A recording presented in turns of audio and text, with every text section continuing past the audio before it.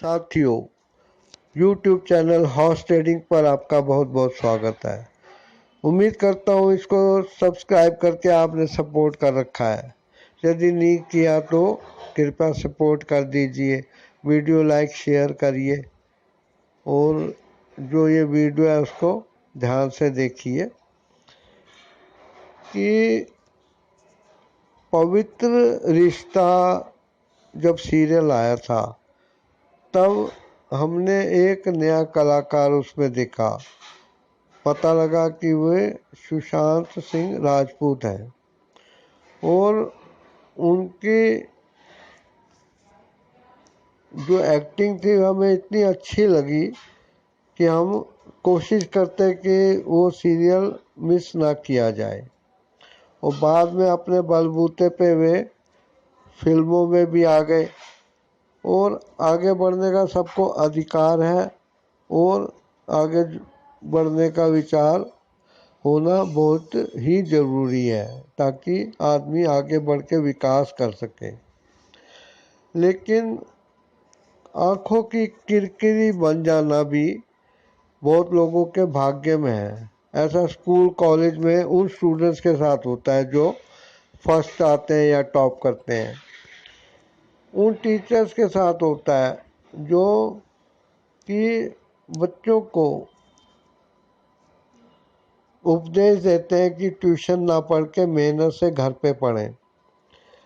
ऐसी अच्छे आदमी के साथ ऐसे होता रहता है। अब 14 जून को सुशांत सिंह राजपूत अपने घर में मृत पाए गए और कहा गया कि ये एक सुसाइड है। अब सुसाइड है, इसको सिद्ध कैसे किया जाए? ना तो उनके पास सुसाइड नोट मिला, ना वो ऐसे लगते थे लोगों को कि वे ऐसा कर सकते हैं। और फिर 13 तारीख को उन्होंने अपने एक नए कथानक स्क्रिप्ट की जांच की थी, उसके बारे में डिस्कशन किया था। क्योंकि सुसाइड का विचार जो है काफ़ी टाइम से पनपते पकता है और तब आदमी जाके ऐसा कदम उठाता है। यदि उनकी डेड बॉडी पंखे वगैरह के साथ लटकी हुई मिलती और इसकी गवाही लोग देते या उसकी वीडियो या पिक्चर होती तो माना जा सकता था। अब ये कह देना कुछ लोगों का कि उन्होंने आत्महत्या की है, वे लटके हुए थे और हमने उतारा भी, तुमने क्यों उतारा? अगर वो जीवित होते तो तुम उनको उतारते तो हॉस्पिटल ले जाते, लेकिन तुमने मृत शरीर को इसलिए उतारा ताकि तुम मिस गाइड कर सको, मिस लीड कर सको और जांच एजेंसियों को, समाज को गुमराह कर सको। जो वास्तविकता थी वो सामने आने देने के लिए कुछ लोगों ने रुकावटें डाली थी। उन्होंने ऐसा किया। और देखिए, किसी भी प्रदेश की पुलिस हो, वहाँ की सरकार और गृह मंत्री वाला के अंडर होती है वो। तो बॉम्बे की पुलिस जो कुछ आनाकानी कर रही है वो पक्का है कि सरकार के कहने से कर रही है। और सरकार इसमें क्यों इन्वॉल्व है? सरकार के ऐसे कौन से लोग हैं जो कि सुशांत सिंह राजपूत को देखना नहीं चाहते थे? अब कुछ फिल्मी कलाकारों का नाम आया, उनके पास जांच करने के लिए पुलिस ने उनको बुलाया। लेकिन जब भी पुलिस जांच करने का नाटक कर रही है और वास्तविकता खोजने के लिए अब तक उसके पास समय नहीं है, एफआईआर तक नहीं हुई। अब सुशांत सिंह राजपूत के पिता ने जब पटना में एफआईआर की तो बिहार की पुलिस तुरंत उधर गई और वहाँ जाके उनको, इनके एसपी को इन्होंने क्वारंटीन कर दिया। किस बिहार पे किया? इसीलिए ना कि वो आके जांच में कुछ कर ना सके, डिमांड ना ले सके।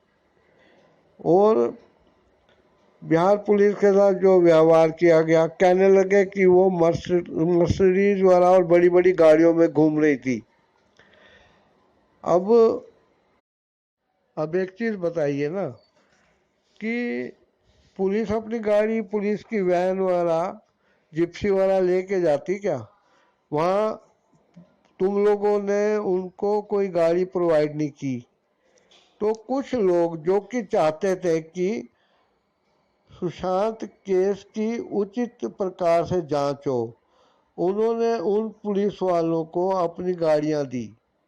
और जिन लोगों ने गाड़ियां दी हैं वो करोड़ों कमाते हैं, बॉलीवुड के लोग हैं वो। तो मर्सिडीज में घूमना था उन्होंने। अगर पुलिस वाले किराए पे लेके या अपनी खरीद के अपनी ले जाते गाड़ी, तब तो तुम ऑब्जेक्शन उठाते। तो देखिए क्या क्या रुकावटें पैदा की गई। ये तो आप न्यूज़ चैनल में रोज देखते ही हैं। अब घूम फिर कर रिया चक्रवर्ती, जो कि एक साधारण परिवार से थी और मॉडलिंग वॉडलिंग करते करते बॉम्बे तक आ गई, और उसने सुशांत सिंह की कोई कमजोरी पकड़ी और उससे चिपट गई और उसके घर में लिविंग रिलेशनशिप में रहने लगी। अब ये शरीफ लड़की का कोई काम नहीं है ना किसी मर्द के साथ जाके लिविंग में एक पत्नी की तरह रहे, एक रखेल की तरह रहे। वो वहाँ रही, उसने पूरी प्लानिंग कर रखी होगी कि इसके ऐसे ऐसे करके पैसे उड़ाऊंगी। अपने भाई तक की फीस वो इसके पैसों से देती थी, अपने पूरे के मेकअप के, आने जाने के, हवाई जहाज के खर्चे इससे निकालती थी, हवाई जहाज की टिकटें इसके पैसे से खरीदी जाती थी। और धीरे धीरे इसने दीमक की तरह सुशांत सिंह के रिश्तों को खाना शुरू कर दिया। उसके मोबाइल की सिम क्यों बदलवाई उसने? ये सब एक था कि भैया कट जाए, इसके किसी से बातचीत ना हो सके और वो मैं जो कर रही हूँ इसके बारे में किसी से बात ना कर सके। और वो एक क्रिमिनल गैंगस्टर की तरह व्यवहार कर रही थी। वो शिकार में एक हांका दिया जाता है जिसमें ढोल पीटे जाते हैं, शोर मचाया जाता है और शेर को बंदूकधारी शिकारी के मचान की तरफ लाया जाता है। ऐसे ये कर रही थी, उसको चारों तरफ से घेर लिया था। जो सुशांत सिंह एक दिन पहले तक 13 तारीख को अपनी किसी आने वाली फिल्म की कहानी सुन रहा था और खुश हो रहा था और साइन करने के लिए तैयार था, वो अचानक दूसरे दिन को सुसाइड कर लेगा। उसके बाद अच्छा बनने के लिए, क्योंकि उसको पता था हमारे देश की सरकारें निकम्मी है, तो वो जानबूझ के करती रही, सीबीआई की जांच बिठा लो, सीबीआई की जांच बिठा लो, सीबीआई की जांच बिठाओ, सच सामने आ जाएगा। अब जब सीबीआई की जांच आ गई तो अब वो गायब होने के बाद अब कहते हैं कि ईडी के सामने पेश होगी। अच्छा, यहाँ तक की बात तो सब पता लग गई, लेकिन एक चीज़ और बताओ। अब टीवी चैनल पे कुछ सूत्रों के हवाले से बताया जा रहा है कि वो जब सुशांत सिंह अपने घर चले गया था और भाइयों से मिलने, तो ये उसको फ़ोन पे धमकाती थी। अच्छा, अब पॉइंट ये उठता है, एज एन एडवोकेट मैं इसमें एक लूप होल देख रहा हूँ कि वो सुशांत को धमकाती थी और सुशांत डर जाता था। तो ये कौन सी ऐसी बात थी सुशांत की जो वो चाहता था कि रिया चक्रवर्ती सार्वजनिक तौर पे ना डिक्लेयर करे? इन चीज़ों की भी जांच होनी चाहिए कि ऐसी क्या बात थी जो सुशांत को उसकी धमकियों में आ जाता था। एक ब्लैकमेलर जब ब्लैकमेल करता है तो उसके बाद कुछ चारित्रिक या दूसरी भ्रष्टाचार के बातों का पता होता है। ये इसको फैक्ट्स मालूम होते हैं उसको लेके लोग धमकाते हैं कि तुम्हारी ये नंगी फोटोएं दिखा देंगे, तुम्हारा वीडियो वायरल कर देंगे फेसबुक वगैरह पे। तो सुशांत सिंह को जो धमकाती थी वो उसका बेस क्या था? हमारे सीबीआई जो कि अव्वल दर्जे की उदाहरण देने लायक संस्था है, उसको चाहिए कि इस पॉइंट को नज़रअंदाज न करे और गहराई के साथ जांचे कि वो कौन सी बात है जो रिया, वो ऐसा कौन सा गुप्त भेद था जो रिया चक्रवर्ती को मालूम था और सुशांत सिंह नहीं चाहता था कि वो दुनिया को सामने आए। ऐसे कई पहलू हैं जिनके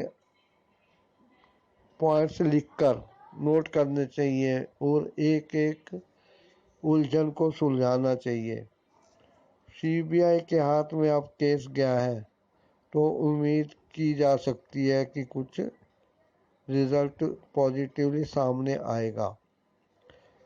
ऐसे केस जो है ठंडे बस्ते पे नहीं जाने चाहिए।